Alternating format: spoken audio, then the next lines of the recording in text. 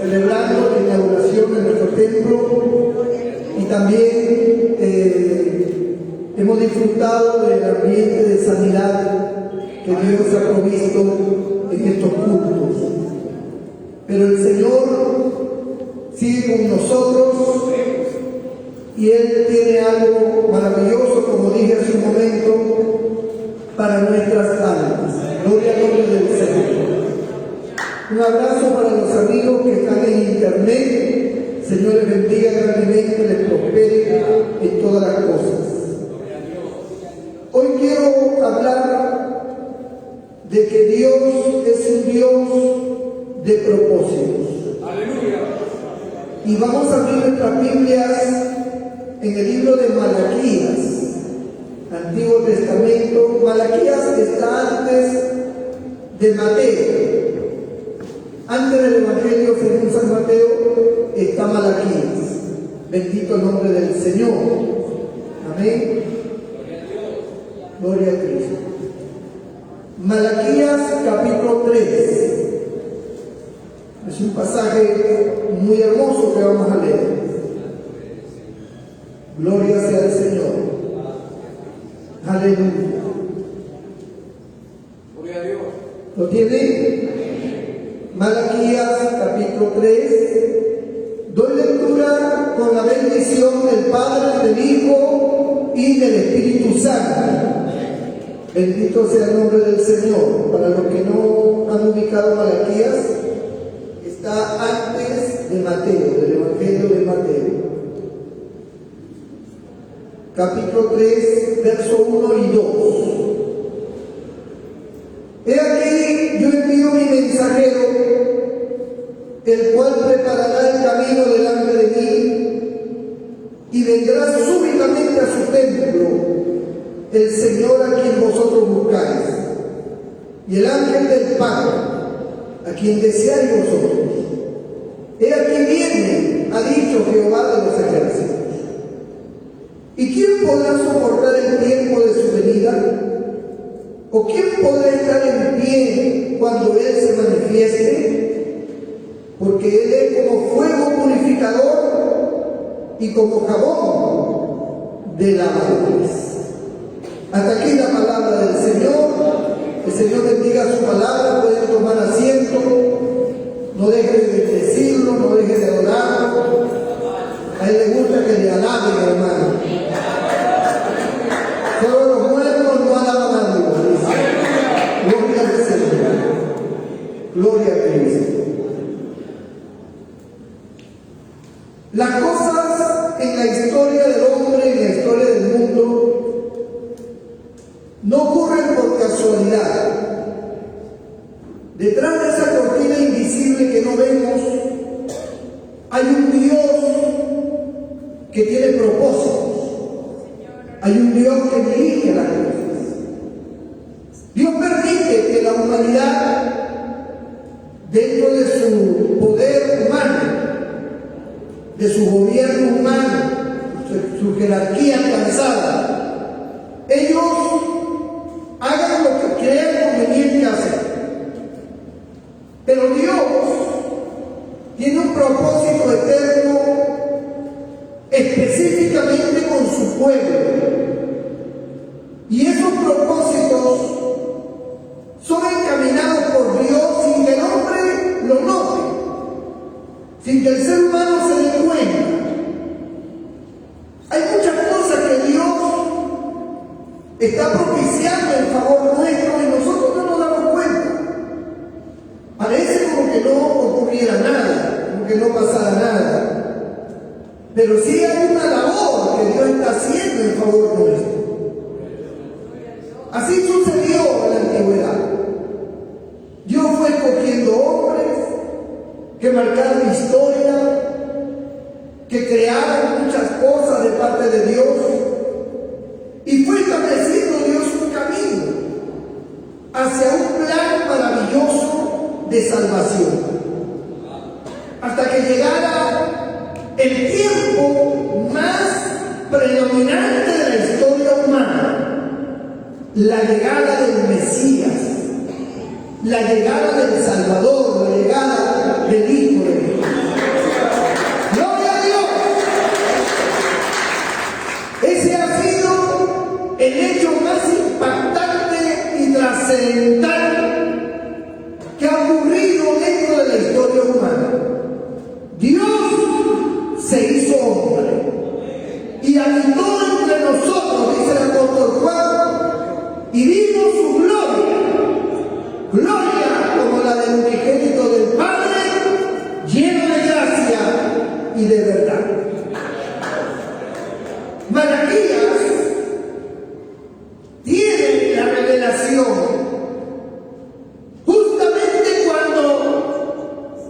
está terminando el periodo del Antiguo Testamento, porque Malaquías es el último profeta del Antiguo Testamento. De ahí ya continúa el Nuevo Testamento. Pero para que el Nuevo Testamento se manifieste, tenían que ocurrir ciertas cosas, tenían que establecerse ciertas cosas importantes para que el Nuevo Testamento, con la llegada de nuestro Señor Jesucristo, que es el que establece el Nuevo Testamento, el nuevo pacto, era necesario acondicionar una serie de cosas importantes que ya las vamos a considerar. No es que el Señor apareció en un momento menos esperado, no. El Señor apareció en el momento justo. Dice que en el libro de los Gálatas que Dios envió a su Hijo nacido de mujer y nacido bajo la ley, en el momento preciso en el cual se iba a desarrollar una serie de acontecimientos increíbles. Malaquías tiene la revelación de que en ese momento estaba cerca, que esa manifestación del Mesías estaba por realizarse. Y Malaquías lo relata. Y él dice: he aquí, yo envío mi mensajero, dice el profeta, yo envío mi mensajero, el cual preparará el camino delante de mí. Malaquías anuncia que antes de la llegada del Mesías iba a aparecer un mensajero, alguien que iba a anunciar con voz en cuello la llegada del Señor, del Salvador. Y vendrá súbitamente a su templo el Señor a quien vosotros buscáis, y el ángel del pacto a quien deseáis vosotros. He aquí viene, ha dicho Jehová de los ejércitos. Viene el Mesías, anuncia Dios a través del profeta. ¿Y quién podrá soportar el tiempo de su venida? Esta expresión, ¿quién podrá soportar el tiempo de su venida?, es como decir, ¿quién podrá mantenerse fiel a Dios hasta la llegada del Mesías?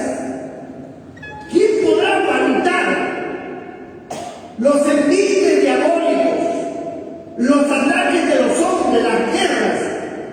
¿Quién podrá sobrevivir y podrá ver esta realidad, la llegada del Señor?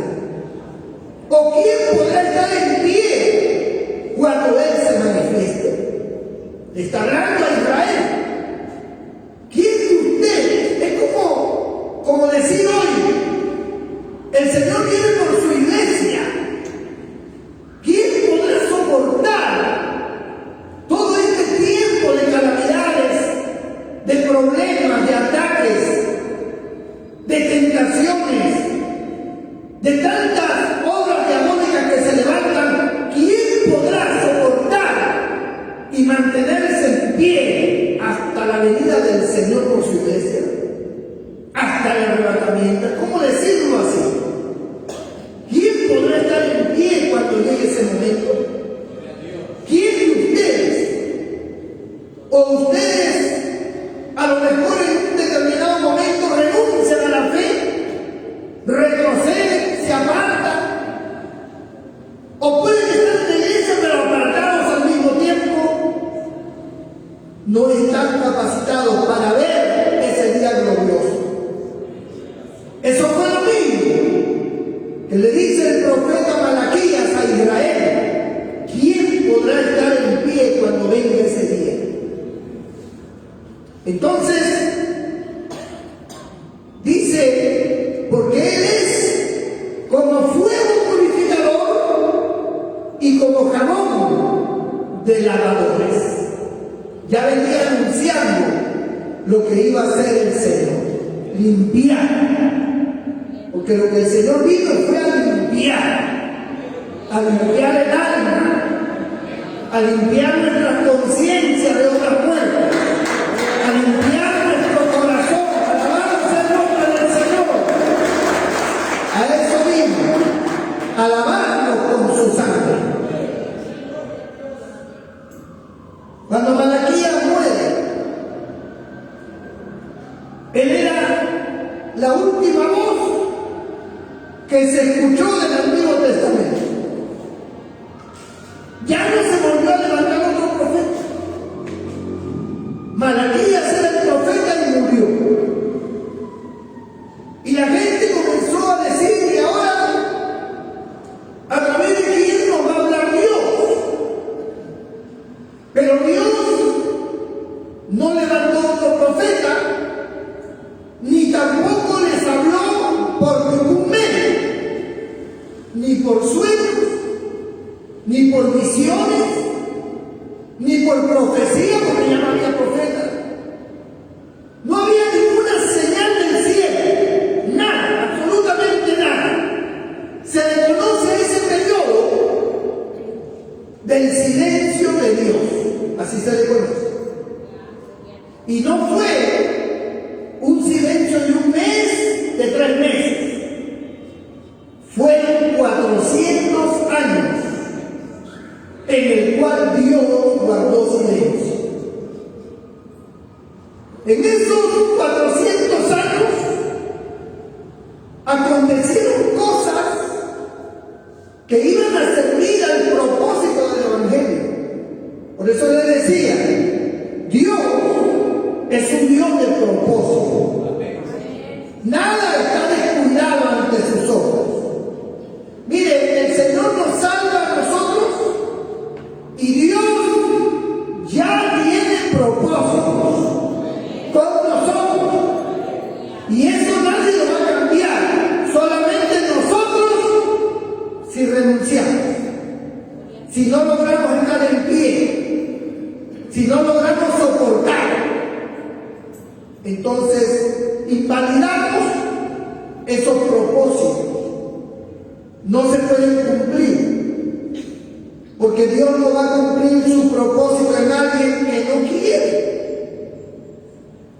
Si usted no quiere, pues no es que Dios no quiera, Dios quiere, pero yo no quiero.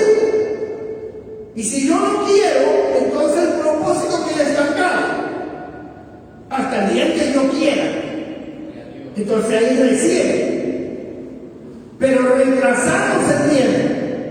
No lo retrasa Dios, lo retrasamos nosotros. Lo que Dios tenía para nosotros es bloqueado por nosotros mismos, porque no entendemos los planes de Dios, porque no confiamos en Él, porque nuestra mirada se ha apartado de Él, y al apartarse de Él ponemos nuestra mirada en las cosas de este mundo, en las cosas de esta vida. Y esta vida, sus propósitos son terrenales, en el cual está involucrado el egoísmo, la ambición y todas sus cosas malas que tiene el mundo.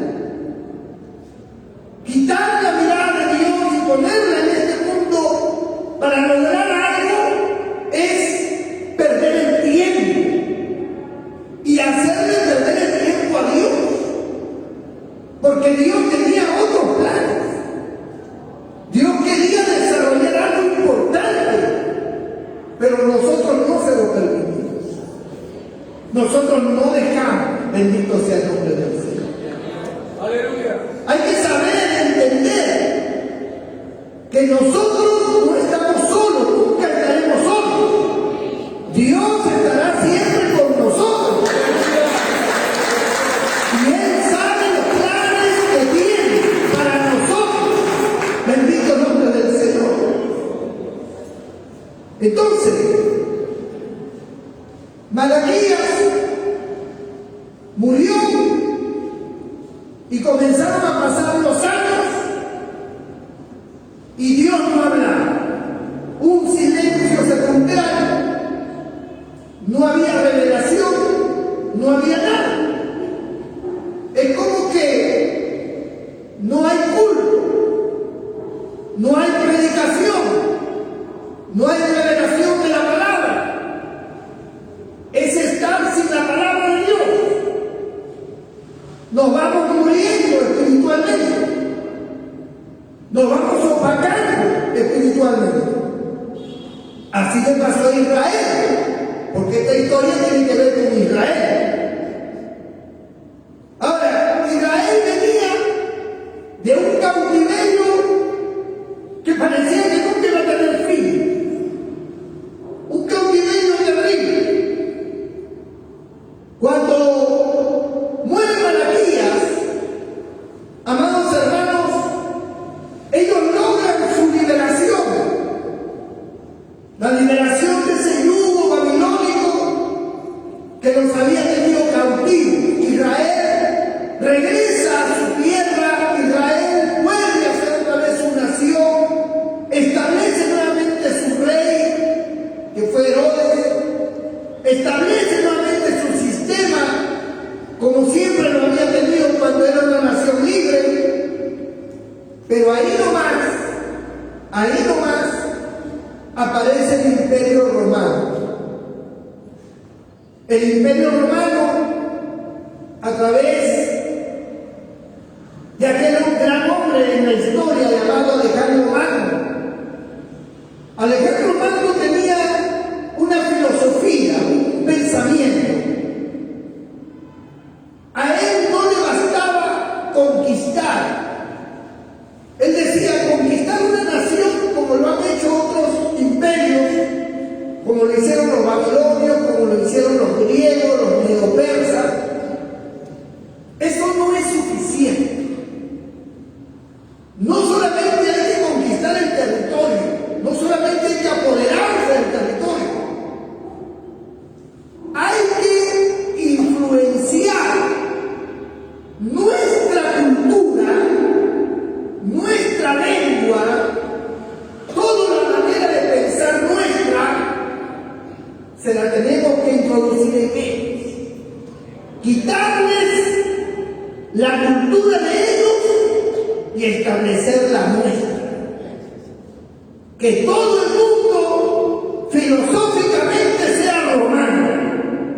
Piense como Roma, viva con la ley de los romanos, hable como los romanos, piense como los romanos, y de esa manera quebramos todo orgullo patriótico, quebramos toda forma de ser de cada cultura o de cada nación.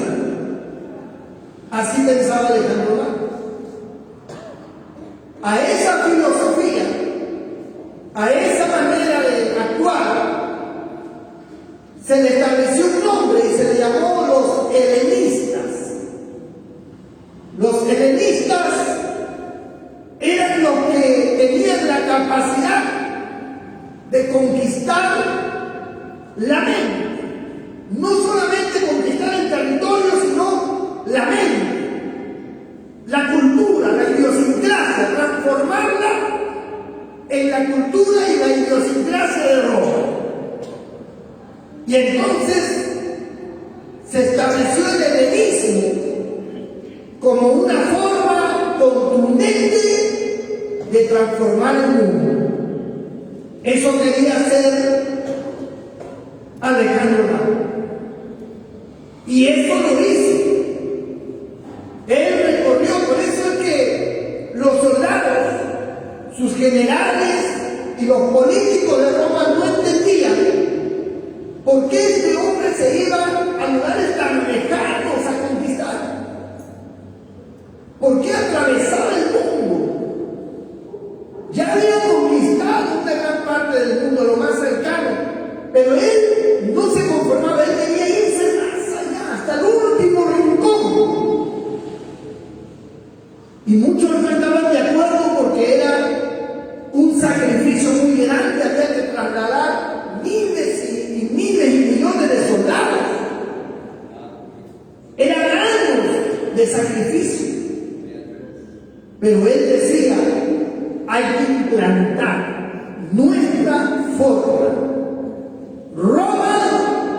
tiene que ser no solamente donde está la capital, sino que todo el mundo debe ser Roma. Todo el mundo, decía él. Y así fue, hasta que murió Alejandro Magno. Cuando muere Alejandro Magno, como políticamente había divisiones, había criterios diferentes, y había gente que tenía cierto poder y manejaba cierta cantidad de ejércitos también, porque habían batallones establecidos en diferentes puntos, tropas en abundancia que estaban, por ejemplo, en Egipto, estaban en Siria, estaban en otras zonas que estaban bajo el mando de uno de los senadores o de los representantes de Roma. Y ese poder militar, en parte fraccionado, lo utilizaban para poder ellos tomar control de los lugares que ellos querían. Entonces, dentro de las 4 legiones de soldados, de batallones, los más grandes que habían específicamente 2, una que estaba en Egipto y otra en Siria. Los famosos Ptolomeos y los Seleucos. Los Ptolomeos estaban en Egipto, que era un batallón grande. Los Seleucos eran otro batallón. Cada uno de ellos dirigido por alguien. Y ellos querían, como partida principal, tomar Israel. Ya Israel había sido liberada. Israel ya tenía su propio gobierno, pero ahora aparece Roma y Roma quiere invadir Israel.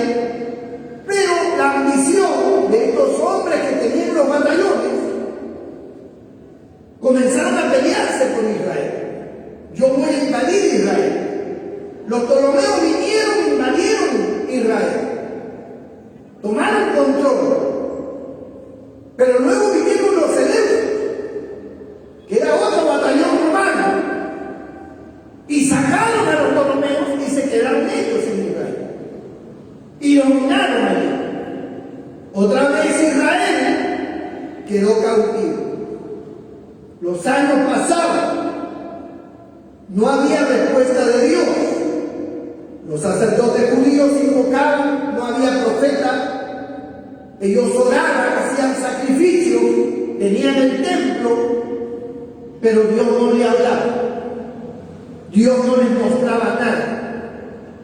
Lo último que Dios les había dicho era que estaba muy próxima la llegada del Mesías. Eso era todo lo que les dijo. ¿Y quién podrá soportar? ¿Quién podrá estar en pie cuando llegue? Ojalá puedan mantenerse vivos, es lo que les quiso decir Dios. Porque lo que viene durante estos años son guerras, invasiones, cosas terribles. ¿Y quién podrá estar en pie? Entonces, las guerras se dieron, los Ptolomeos primero, luego los Seleucos, llegaron, invadieron, tomaron Jerusalén, tomaron Judá, tomaron Israel, una gran parte de Israel, las provincias principales.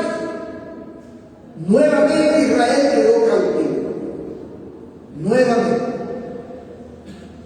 Entonces, comenzó el griego, que era la lengua que se usaba en ese tiempo y que Roma era la que dominaba.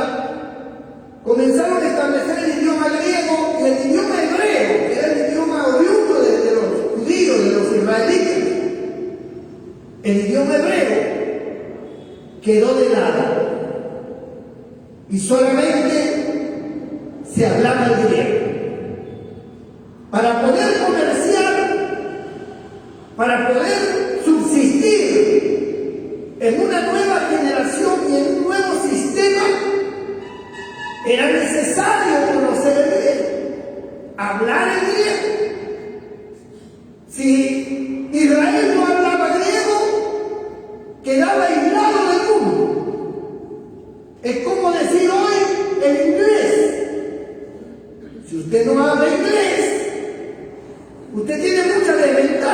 en todas las universidades, en todos los institutos, para tener una carrera, para hacer un doctorado, para cualquier asunto importante, le requieren del inglés como requisito básico. Usted tiene que saber inglés, porque hay una gran parte del mundo que habla inglés. Y muchos productos vienen de esa zona donde están en inglés. Y si usted no habla inglés en estos tiempos y usted quiere desarrollarse en el mundo, desarrollarse profesionalmente, usted siempre va a estar abajo.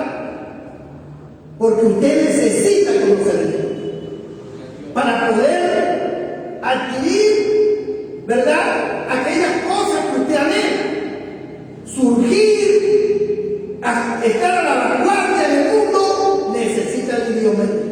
Pues en esa época, para poder estar a la vanguardia en los comercios y en todo el desarrollo que se estaba dando, porque si algo bueno tenían los romanos, era que los romanos se preocupaban mucho por el desarrollo. Ellos, por ejemplo, aseguraron los mares, porque en los mares había muchos piratas. Entonces toda la embarcación que salía de un país hacia otro, los piratas los capturaban en el mar y les robaban todo. Entonces Roma tuvo sus escuadrones en el mar, las cuales establecieron un camino, una línea fronteriza, para que los mercaderes de cualquier parte del mundo pudieran atravesarla sin ningún problema, porque ahí estaban escudados por las naves romanas que los protegían en todo ese recorrido. Entonces, eso era algo positivo, porque se podía hacer el comercio con garantía, con seguridad. En ese aspecto los romanos fueron inteligentes y establecieron ese orden y esa seguridad. También los romanos abrieron caminos desde Roma, desde su capital central, se abrieron caminos por todas partes del mundo, para todas partes. Eran caminos especiales. Se tardó años en construir esos caminos, pero se hicieron, y ahí nace el famoso dicho: todos los caminos conducen a Roma, porque era una verdad. Todos los caminos conducían a Roma y salían de Roma. De cualquier punto, de cualquier país, había caminos que atravesaban y se unían con otros hasta llegar a Roma. Roma era el centro del desarrollo máximo. Ahí estaba el César, ahí estaba la ley y ahí estaba el dinero, el poder. Entonces, el comercio terrenal, a través de caravanas, de viajeros con camellos, que llevaban oro, llevaban plata, llevaban madera, llevaban piedras preciosas, llevaban otro tipo de alimentos, de telas, de enseres. En esos caminos estaba la custodia de la guardia romana. Había puestos importantes a ciertas distancias donde los romanos no permitían que hubieran asaltantes que pudieran desbaratar ese comercio que era vital para el desarrollo. Se hicieron acueductos, se hicieron puentes, se hizo muchas cosas extraordinarias. Floreció la agricultura, la arquitectura y todo tipo de arte. Los romanos establecieron también la ley civil, las leyes penales fueron establecidas en Roma. De ahí sale el derecho romano. Entonces, todos estos beneficios eran buenos, saludables, pero todo esto tenía que ser guiado y conducido a través de la filosofía romana. El griego, la cultura romana, y bajo la autoridad romana. Con ese principio se captaba a todo el mundo.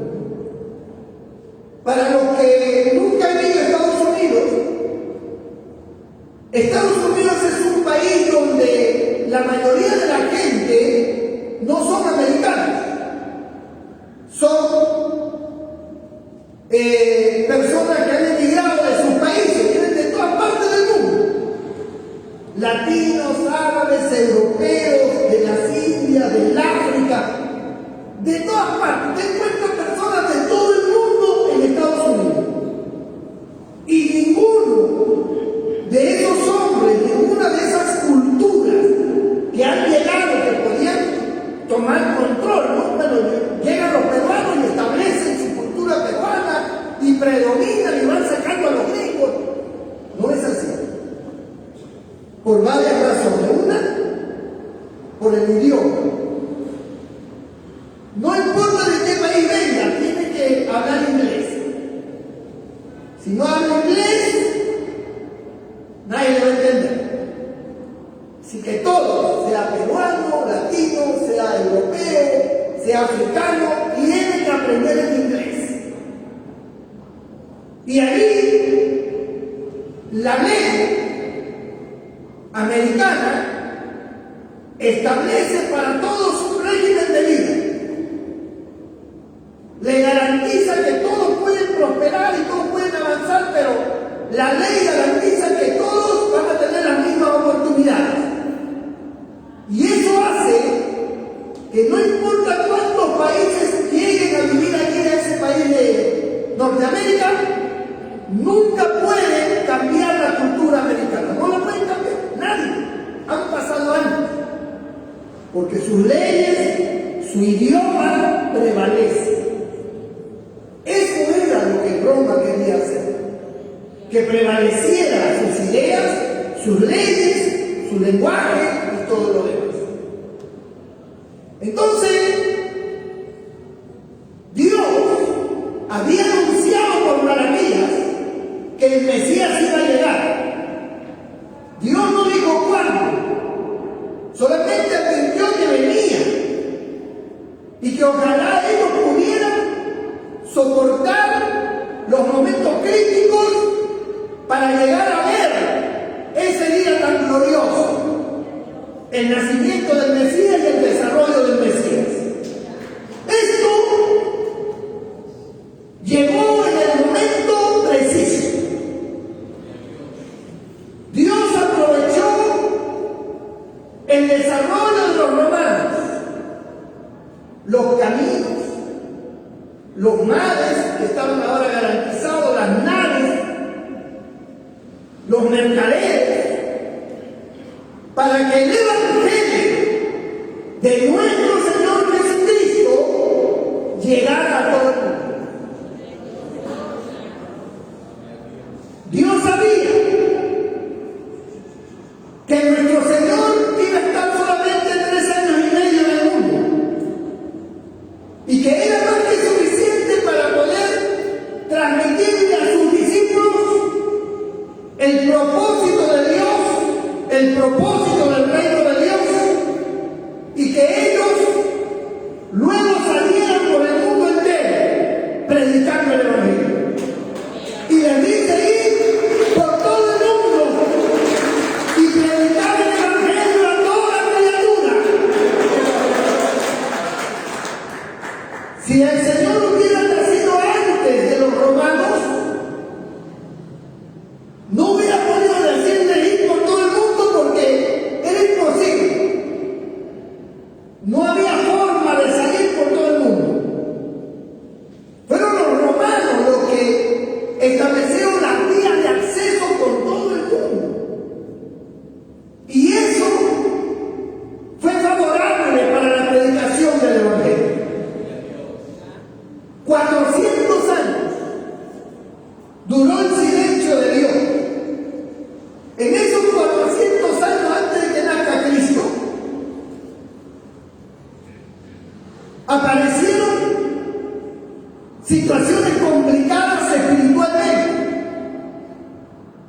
como la idiosincrasia romana tomaba control, las nuevas generaciones, los hijos, los nietos que nacían, se adaptaban ahora al desarrollo y al modernismo romano, ya no hebreo, porque los hebreos estaban dominados por Roma y los hebreos, su cultura estaba como opacada, por más que ellos trataban de inculcar a sus hijos cuál era su posición cultural, los romanos iban dominando y vino una decadencia espiritual y comenzó el pueblo de Israel a alejarse de Dios y a entrar en prácticas religiosas que no eran agradables a Dios. Por ejemplo, en estos tiempos usted puede ver una gran cantidad de denominaciones. Hay religiones por todas partes, denominaciones cristianas evangélicas de diferentes matices, doctrinas diferentes. La gente se confunde. La gente dice, no sé, ¿qué pasa? Tantas religiones, ¿por qué tenemos tantas religiones si hay un solo Dios? ¿Por qué dentro de los grupos evangélicos hay bautistas, metodistas, nazarenos, aliancistas, pentecostales, presbiterianos? Y dentro de los mismos pentecostales, doctrinas de una forma, doctrinas de otra. Eso es caos. La gente se confunde. Los mismos creyentes se confunden. Y dicen, no entiendo, porque nosotros aquí tenemos una doctrina y allá en otra iglesia tenemos otra doctrina. Y ellos dicen que nosotros estamos mal y nosotros decimos que ellos están mal. Y hay una pelea denominacional y la verdad es que no entiendo. Y muchos creyentes a veces se salen de una denominación y se van a otra. Y después salen de ahí y se van a otra. Y ahora terminan más confundidos que antes. Porque antes decían por qué hay tantas, pero ahora han participado de una, han participado de la otra, han participado y están en una mezcla de ideologías y de doctrinas y de cosas que ellos dicen, ya la verdad que no sé qué pensar. Así estaba Israel. ¿Y sabe por qué pasaba eso? ¿Y por qué pasa eso? Porque Dios ha dejado de hablar. Hay mucha gente a quien Dios no le relata nada, no le habla nada, no trata con ellos, ni ellos sienten a Dios, ni ellos tienen una experiencia con Dios, ni nada. Solamente van a una iglesia, pero no hay ninguna manifestación divina. Cree en su mente, pero en su corazón no hay la manifestación. Entonces eso es peligroso, porque cualquier viento de doctrina te puede arrastrar, te puede llevar a la fábula, te puede llevar al engaño. Así estaba Israel. En esos 400 años surgieron un montón de partidos políticos religiosos. Entre ellos estaban los fariseos, los saduceos, también estaban los celotes, también estaban los herodianos, y estaban también, según he puesto acá, los escépticos. Eran diferentes criterios, una mezcla política y religiosa. Los más radicales eran los fariseos, los más liberales eran los esenios, eran los saduceos, los herodianos, mucho más liberales, y los celotes al cual pertenecía Judas, o Judas había pertenecido a ese partido religioso. Los celotes eran los que en nombre de Dios atacaban guarniciones romanas para liberar al pueblo de Israel. Pero su partido político estaba mezclado con su ideología religiosa. Ahora, esta mezcla generó un decaimiento tal en la vida espiritual de ellos que aparecieron varias consecuencias. Una de ellas, Israel se llenó de enfermos. Por eso usted ve que cuando el Señor llega y empieza su ministerio, Él está rodeado de enfermos por donde quiera que va. Leprosos por aquí, locos por allá, endemoniados, gente con flujo de sangre, paralíticos, ciegos, sordomudos. Es decir, estaba infectado el país de enfermedades. Y eso se debía a que la gente había perdido su nivel espiritual. La protección divina, la bendición de Dios no estaba con ellos. Entonces estaban expuestos a todos los ataques diabólicos y a todos los sistemas que el diablo había establecido para dañar al hombre. Ellos también caían presa de esa devastación. Había muchos mendigos, había mucha injusticia. Los mismos sacerdotes eran señalados por el Señor, al cual les decía sepulcros blanqueados, al cual el Señor los señalaba como los causantes de la desgracia espiritual y moral de ese pueblo. El rey Herodes era un monigote, un hombre que estaba lleno de vicios, sujeto a Roma, no aportaba ningún beneficio para su pueblo. Y si algún beneficio aportaba era netamente terrenal, no había nada en el aspecto espiritual. Un pueblo, una nación que está desconectada de Dios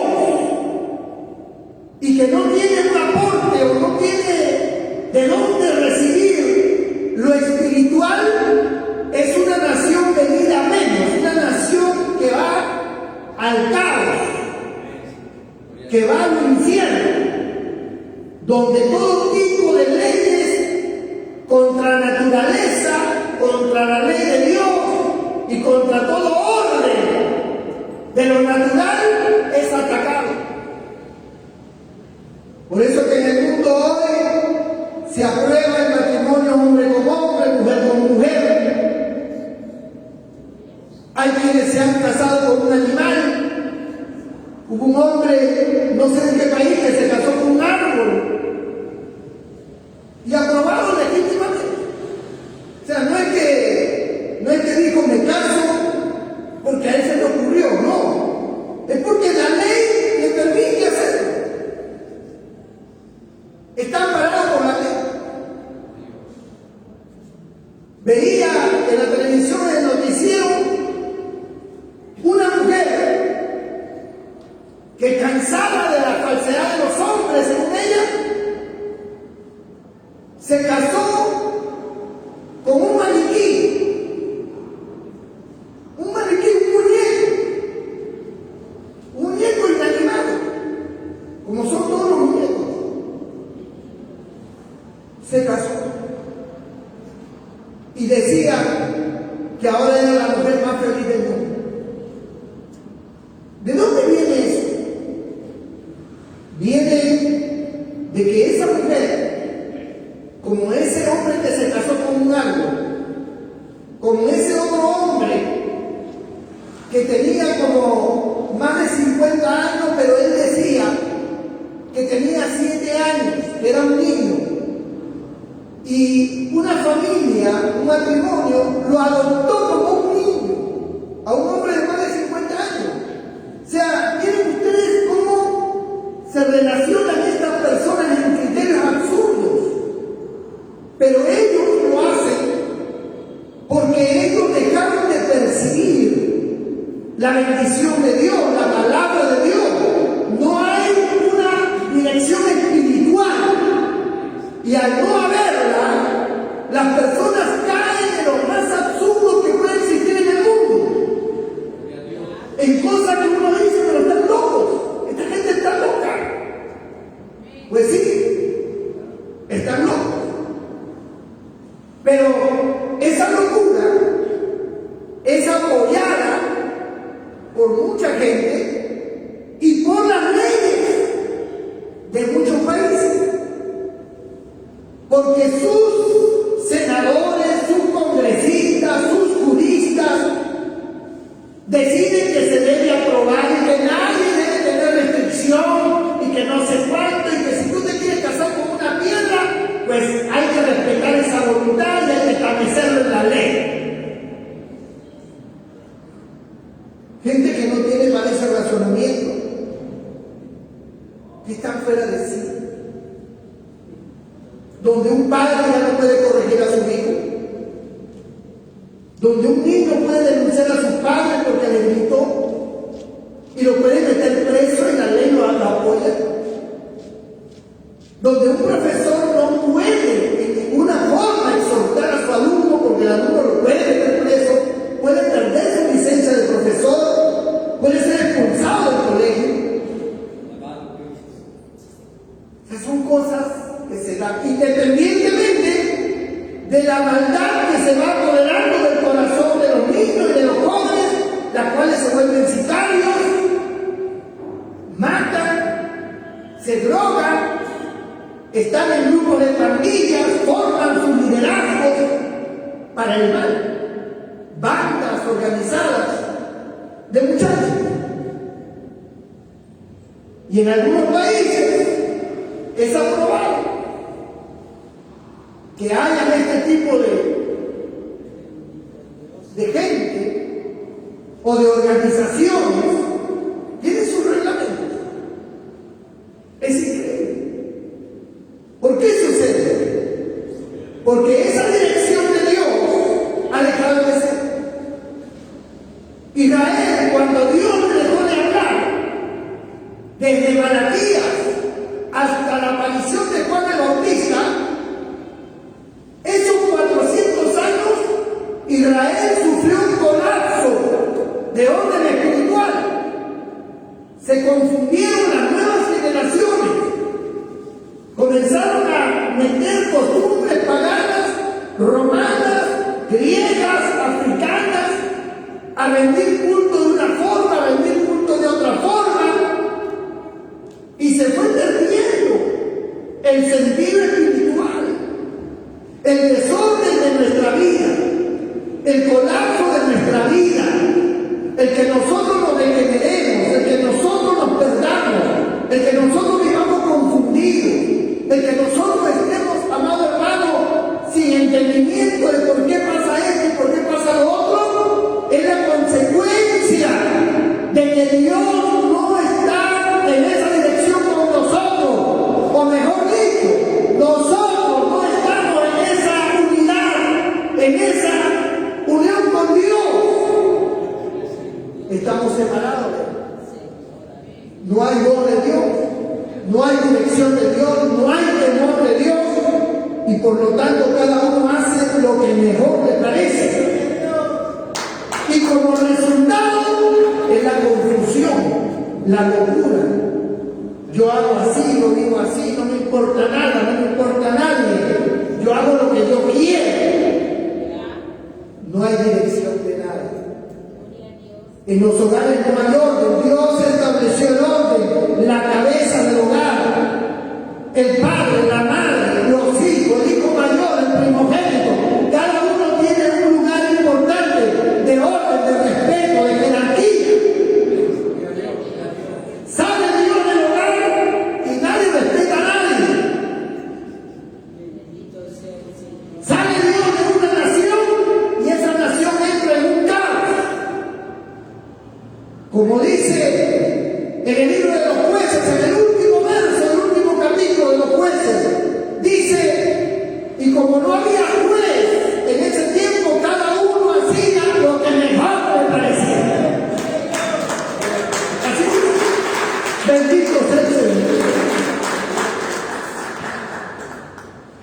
hasta que apareció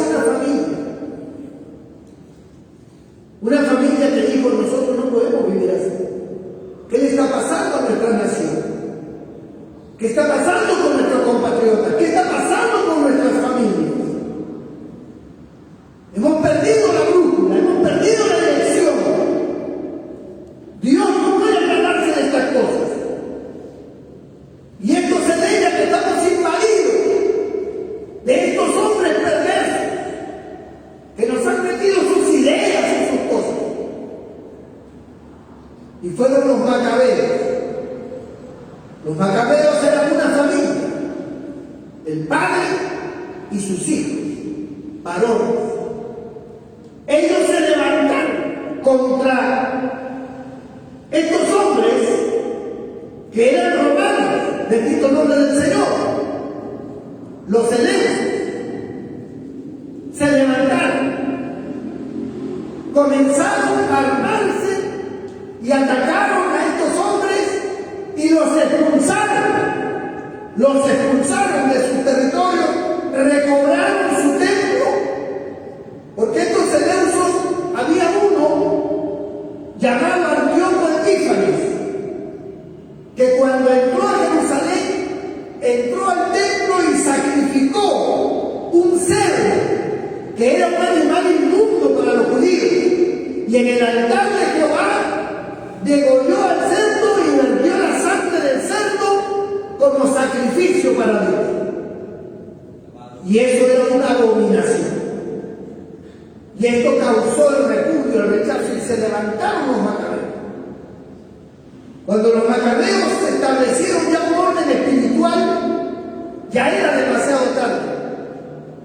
Surgieron entonces los fariseos, legalistas, radicales, a fin de obligar prácticamente al pueblo judío a obedecer la ley. Su radicalismo en cierta forma funcionó, pero ese legalismo los convirtió en personas sin misericordia. Si bien es cierto, recuperaron su estilo espiritual, el orden de los sacrificios, la forma de cumplir con las ordenanzas de Dios. Si bien es cierto, lograron eso, por otro lado se volvieron insanos, inmisericordios, perdieron el amor. Todo era legalismo, todo era muerte, apedrear, matar, expulsar del templo, hacer esto, hacer lo otro. O sea, ellos dominaban bajo la fachada de una vida moral. Eran muy moralistas, pero no había amor. Y por eso, cuando nuestro Señor llega, Él dice: oh fariseos y escribas hipócritas, diezmainamente al enemigo del camino, que habéis dejado lo más importante de la ley, el amor, la misericordia de la fe. Bendito el nombre del Señor. Bajo estas condiciones aparece Juan el Bautista. Antes aparece la estrella del nacimiento del Salvador. Herodes, endemoniado, mató a los niños porque no quería que apareciera una mujer. Pasaron 30 años y aparece Juan el Bautista como profeta. Después de 400 años volvió a aparecer la voz de un profeta. Y él le dice a la gente: he aquí, yo soy la voz de uno que clama en el desierto. Yo soy la voz. Hay uno que está clamando, que todavía no aparece. Cuando Él venga, yo no soy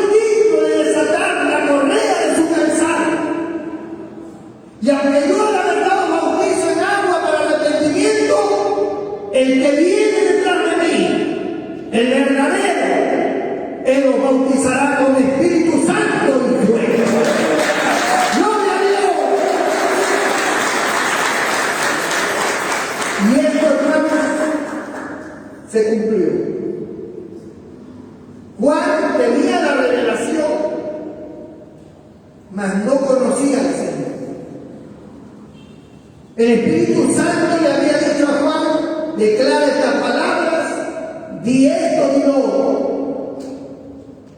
Pero un día en que Juan está cerca del Jordán, ante una multitud de personas a quien él estaba bautizando,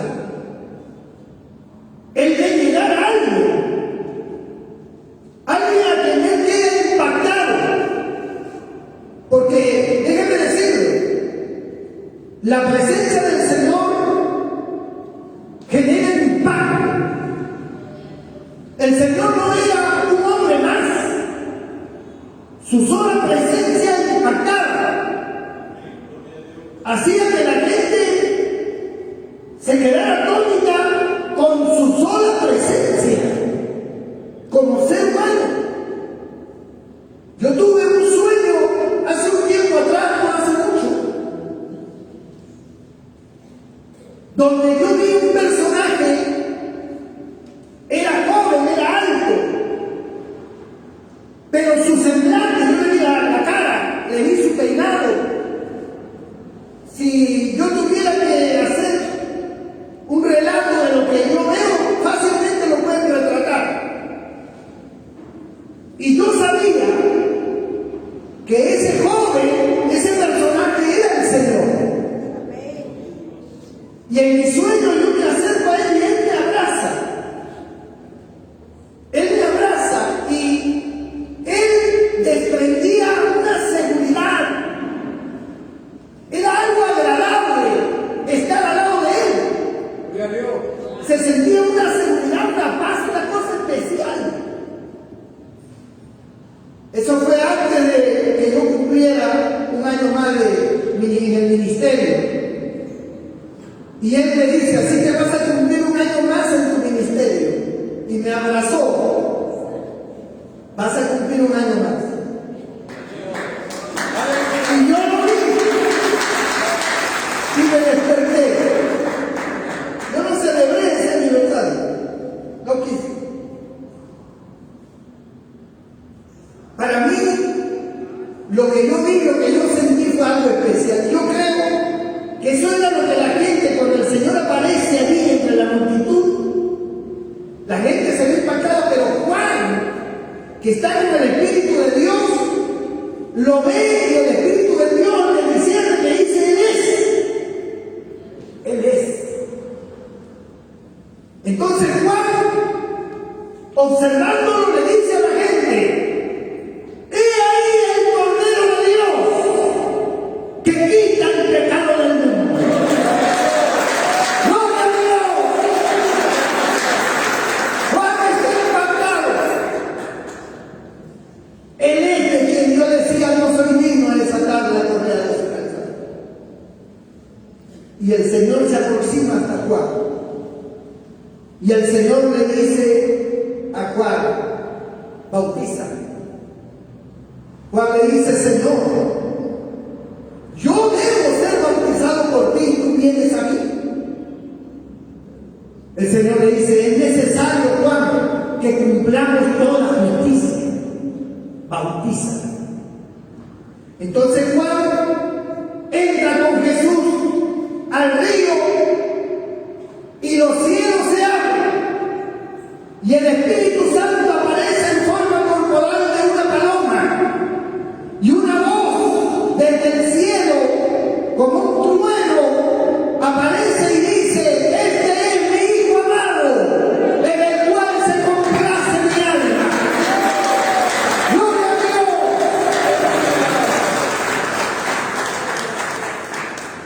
Juan lo bautiza. Y a partir de ese momento empieza el ministerio del Señor. Dios el Padre, al igual que el Señor el Hijo, como el Espíritu Santo, sabían perfectamente que había llegado el tiempo y que todo lo que se había habilitado territorialmente, como ya dije, los caminos y el mar y todo lo demás, era importante para que ahora el Evangelio saliera rápidamente por todo el mundo. Los propósitos de Dios se estaban cumpliendo. Por 3 años y medio, el Señor preparó a 12 discípulos, los capacitó, les dijo: a ellos les hablo por parábolas, porque teniendo ojos no ven y teniendo oídos no entienden. Pero a vosotros, a ustedes, no les hablo por parábolas, a ustedes les hablo directamente los misterios del reino de los cielos. Gloria a Dios. Déjeme decirle que si cada uno de nosotros buscamos a Dios como es debido, tendrá ese privilegio de tener la revelación de la palabra de Dios, la revelación de Dios en su corazón y en su vida, directamente. Porque a los que son hipócritas y mentirosos les habla por parábolas. Si entienden, entienden, y si no, problema de ellos. Pero a su pueblo, a sus hijos, a los que le buscan, le habla directamente. Trata directamente.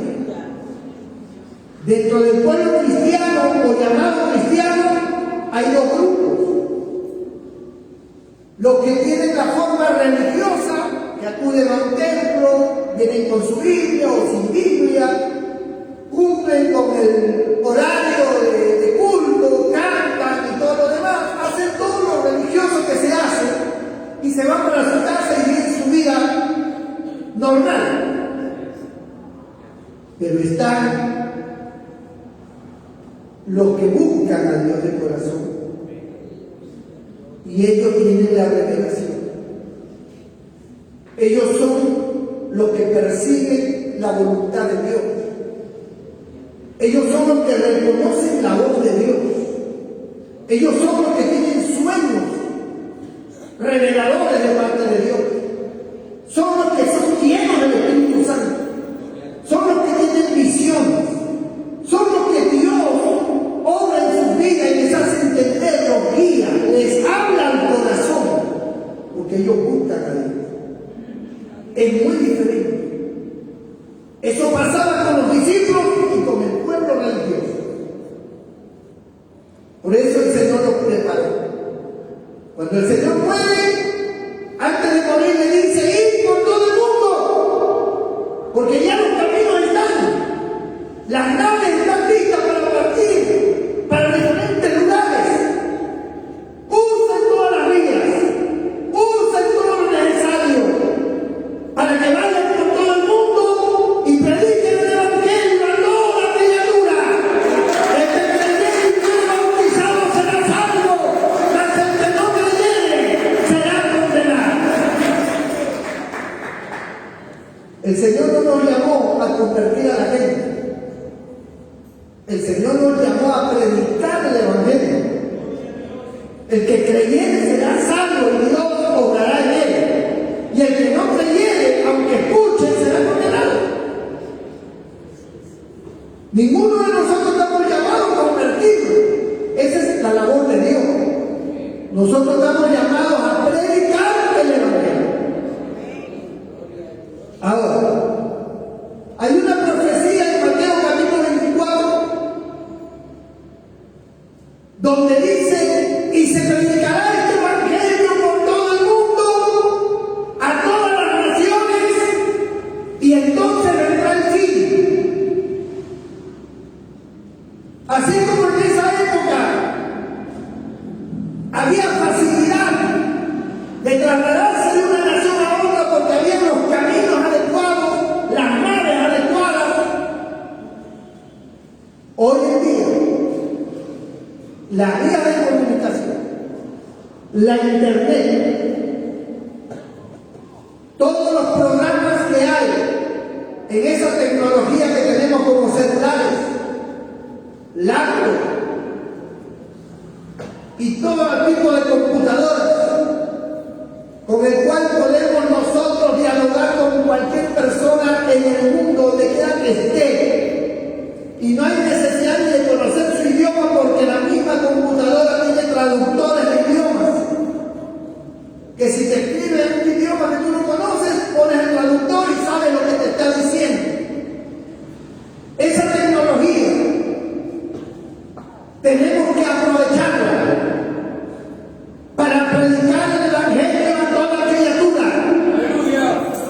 y entonces vendrá el fin.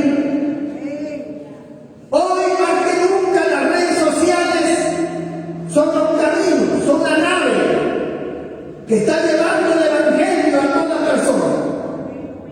Pero también está la falsedad, también está la mentira. Por eso es que tenemos que llenarnos de Dios para poder hacer el trabajo que Dios quiere, porque Dios tiene propósitos. Y uno de los propósitos es que su iglesia esté preparada para predicar su palabra y para esperar el arrebatamiento que en cualquier momento se va a dar. Bendito nombre del Señor. Y como dijo Malaquías a este pueblo de Israel, tal vez el Espíritu Santo, usando estas mismas palabras, nos lo dice a nosotros como iglesia. Gloria a Dios. Dice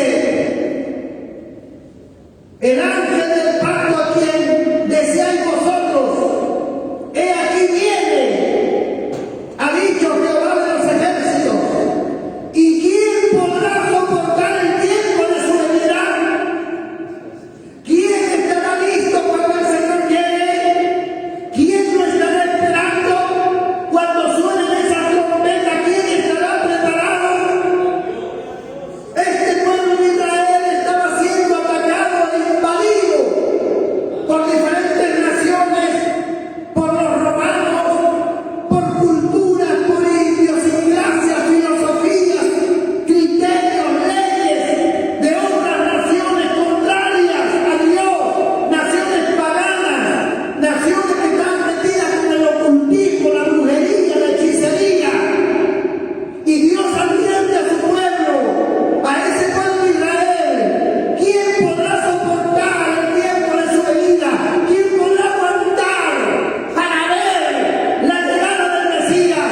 Hoy el Espíritu Santo nos dice: ¿quién podrá soportar para ver el arrebatamiento? Para ver al Señor cuando suenen las trompetas. ¿Quién podrá soportar? ¿O quién podrá estar en pie cuando Él se manifieste? ¿Es usted, hermano? ¿Está usted listo? ¿Está usted preparado? ¿Está usted entregado? ¿O está usted en los pensamientos? ¿Viene a la iglesia y al mismo tiempo no quiere venir? Tiene una religiosidad, pero usted no tiene ningún deseo de buscar a Dios. El mundo le atrae. Todas las cosas que hay en el mundo le atraen. Su corazón está puesto en las cosas terrenas, en el dinero, en la fama, en la gloria humana, en las oportunidades de este mundo. Ha dejado a Dios, fuente de agua viva. Lo ha dejado a un lado, lo ha dejado olvidado. Usted sigue sus propios caminos, enredándose en todo tipo de pensamientos que no son de Dios. Pero Dios tiene un pueblo, Dios tiene su gente, gente que en medio de ese caos, en medio de esas tentaciones, en medio de esos problemas, están de pie, están esperando, están allí, velando, orando, encontrando con Dios, porque saben que un día eso llegará. Se cumplirá la profecía, se cumplirá la palabra de Dios. Y con esos que esperan, con esos que se esfuerzan, Dios tiene propósitos. Dios tiene propósitos con tu vida.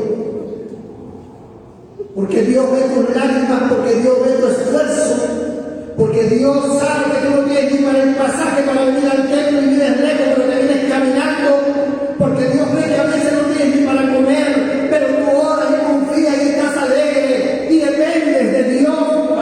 La familia está en contra, te hacen la vida de cuadritos, todo el mundo se opone aquí en el centro de trabajo, todo el mundo te margina porque eres cristiano. La gente trata de alguna manera de afectarte, pero tú soportas y soportas y soportas.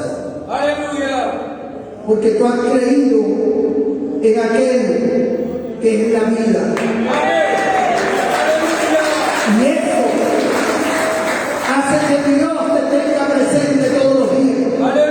Y diga, yo tengo propósito con mi siervo, con mi sierva. Yo tengo propósito con mi hijo, con mi hija.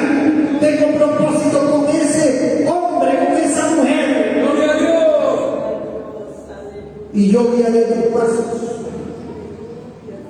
Y yo haré cosas contigo que tú no tienes ni siquiera idea de lo que yo haré. Dios es un Dios de propósito. ¿Saben qué tenemos que hacer? Entrar en esos propósitos. Ser parte de esos propósitos. Y cuando uno es parte de los propósitos de Dios, todo lo demás ya no tiene mayor importancia. Pueden ser necesarias para el cuerpo, pueden ser necesario lo material, pero es irrelevante. Hay algo más grande. Hay algo que la Biblia dice que ojo no vio ni oído oyó, y que no ha subido el corazón de hombre. Y eso es lo que Dios ha preparado para los que le aman. ¡Aleluya! Dios te escogió a ti. Dios te salvó. Te perdonó. Limpió tu alma. Cuando tú eras un vil pecador, te transformó con su poder. Hizo de ti una nueva criatura, algo imposible de pensar, porque todo el que te conocía decía, me parece imposible que fulano esté en el templo. Eso me parece imposible. Pero a mí una obra divina. Y el diablo te la quiere arrebatar. El diablo te la quiere quitar. A como de lugar. Pero si tú te agarras de Dios, y si tú en un momento has claudicado y le pides perdón y vuelves al camino, los propósitos que Dios tiene con tu vida, con tu descendencia, con tu futuro, Dios lo va a encaminar y las va a cumplir paso a paso. Y entonces, esas cosas ocultas que tú no conoces, Dios las va a revelar. Y te darás cuenta lo grande y maravilloso que es Dios.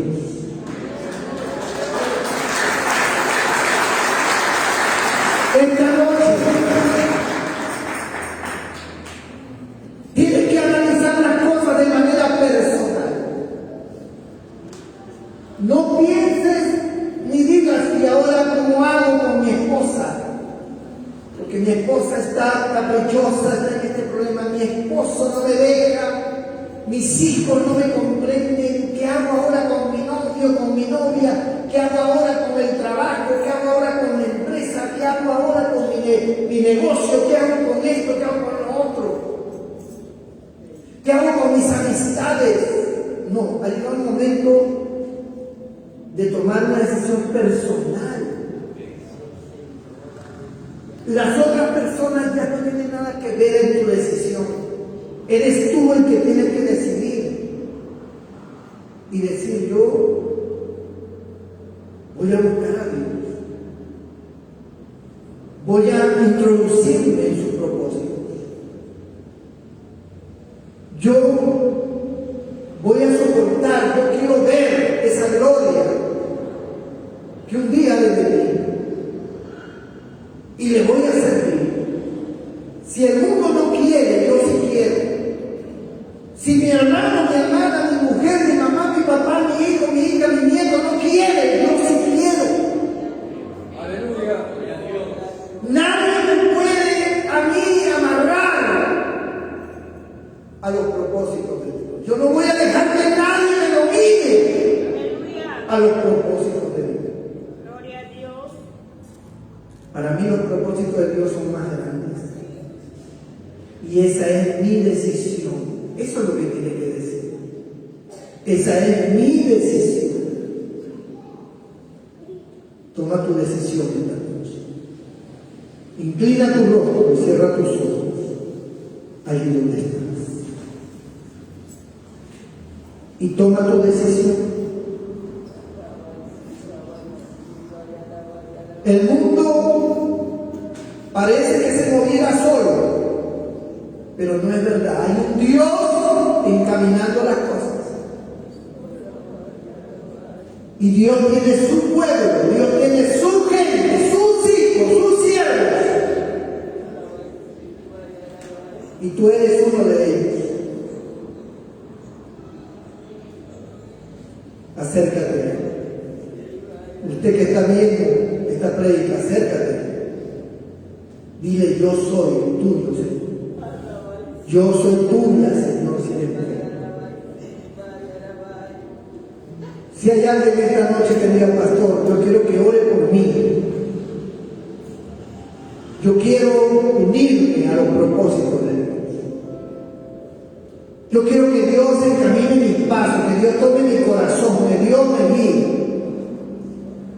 Yo no sé nada, yo no tengo conocimiento, yo no sé cómo es la cosa, pero yo quiero que Dios sepa que mi corazón está para Él. Si hay alguien esta noche que diga, pastor, ore por mí, levanta tu mano y ¿dónde estás? Y haré una oración por ti.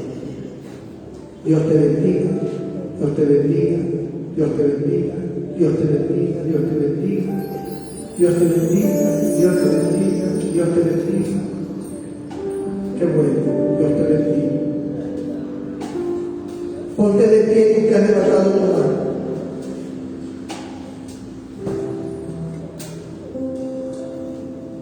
Y ven aquí, adelante. Porque tienes que dar el paso. Tienes que dar el paso. Si alguien puede moverme, acércate a mi mano. Bien adelante. Aquí es. Dios es tu Dios. Él no es el Dios de tu hermano, de tu amigo, no, es tu Dios. Tu Dios.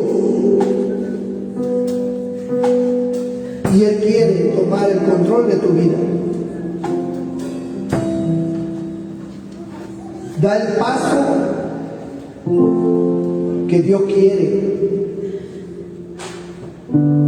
El paso de comprometerse con Dios y decir, Señor, yo te he elegido a ti.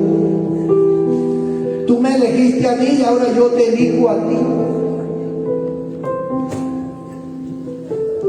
Yo no soy un pecador, pero yo he decidido ser tuyo. Para que el mundo no me domine, para que el diablo no me engañe, para que las cosas de esta vida no me ilusionen. Yo soy tuyo. Y si hay descuido espiritual, pídele perdón. Él te perdona, Él te limpia, Él te santifica. Y su Espíritu Santo vendrá sobre ti. Toda la iglesia allá atrás se pone de pie. Y si alguno no ha pasado y quiere pasar, venga. No tenga miedo, no tenga vergüenza. Venga aquí. Voy a orar por usted. Hay propósitos de Dios con usted y usted no lo sabe. Usted no lo sabe. Usted cree saberlo, pero en realidad no lo sabe. Lo que Dios quiere no es lo que usted quiere, es lo que Él quiere. Lo que Dios va a hacer es grande. Usted es una pieza que se mueve en este mundo de parte de Dios. Usted es parte de la maquinaria divina. Dios bendiga todas esas vidas que han pasado. Cierra tus ojos y dile al Señor ahora: Señor, aquí estoy presente delante de ti. He escuchado tu palabra y me doy cuenta que en las épocas antiguas hubieron hombres que te desconocieron, mujeres que te desconocieron, que crearon su propia religión, su propia manera de pensar y te dejaron a ti. Y vinieron consecuencias de crisis, invasiones, enfermedades, muerte, lepra, gente poseída, miseria, gente que mendigaba. Ellos no te conocían, Señor, a pesar de ser de tu pueblo. Ellos nunca pusieron atención a tus profetas, nunca pusieron atención a tu palabra, se descuidaron. Nosotros estamos viviendo una época similar. Nosotros estamos viviendo una época, Señor, igual. El no poner atención a tu palabra nos ha llevado a la miseria, a la enfermedad, a la muerte, a la desgracia, a la confusión. Ni siquiera sabemos qué planes tú tienes con nosotros. No hay revelación en nuestra vida, no hay sueños, no hay visiones, no hay ningún tipo de sentimiento espiritual.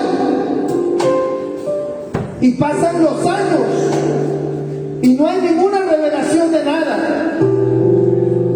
Yo no quiero ser un instrumento vacío. Yo no quiero ser un muerto más. Yo quiero ser parte tuya, de tus planes. Yo no conozco tus misterios espirituales, tu grandeza, no la conozco. Pero sí creo que tú me puedes guiar. Tú me puedes enseñar. Yo quiero ponerme en tus manos. Espíritu de Dios, toma control de mi vida. Señor Jesucristo, toma control de mi vida. Padre Celestial, toma control de mi vida. Me pongo en tus manos, a tu servicio. Quiero ser instrumento tuyo. Tómame como un vaso limpio en tus manos. Quita de mí todo lo malo. Vacía de mí lo que no sirve. Y lléname de ti, Señor. Lléname de tu espíritu. Lléname de tu presencia. Lléname de tus propósitos. Quiero oír tu voz. Quiero sentirte. Quiero ser parte de esas revelaciones. Lléname de tu Espíritu Santo, Señor.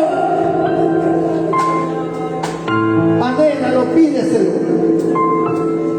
Yo voy a orar por ti. Padre, mira cada una de estas vidas sinceras, creyentes, que han comprendido tu palabra, que saben que hay un Dios que dirige a los hombres y a las mujeres que se ponen en sus manos. Ellos se ponen en tus manos ahora, Señor. Ellos no conocen los misterios de orden celestial. No hace falta conocerlos, Señor, porque tú eres quien los revelas a su tiempo. Tú eres quien se manifiesta, Señor. Yo te pido que tú le des espíritu de sabiduría, de revelación en el conocimiento tuyo. Que tú te manifiestes con dones espirituales, con bautismo del Espíritu Santo. Que tú te manifiestes con tu presencia, con tu gloria a cada uno de ellos. Que empieces a tratar en sus corazones, que empieces a tratar en sus almas. Que empieces, Señor, a llenarlos de ti, a darles capacidad capacidades sobrenaturales, a enseñarles cuáles son tus caminos, como lo hacías con tus discípulos, que les revelabas tu palabra directamente, no por parábolas, sino directamente, Señor. Trae esa revelación, trae esa manifestación en ellos, llénalos de ti, llénalos de tu gracia, llénalos de tu poder, desbarata toda obra demoníaca, desbarata toda obra diabólica, rompe toda cadena que nos ata, que nos aleja de tu presencia, perdona todo pecado, limpia sus corazones, limpia sus almas, santifícalos, purifica sus vidas, Señor, purifica sus vidas, que tu presencia sea lo más grande para ellos, lo más importante para ellos, Señor. Obra poderosamente, Señor, porque para ti no hay nada imposible. En el nombre de Jesús, en el nombre de Jesús. Gracias te damos, Señor. Levanta tu mano y dale gracias a Dios. Dile, Señor, gracias. Gracias, Señor, por tu palabra. Gracias por tu presencia. Gracias por perdonarme, por amarme.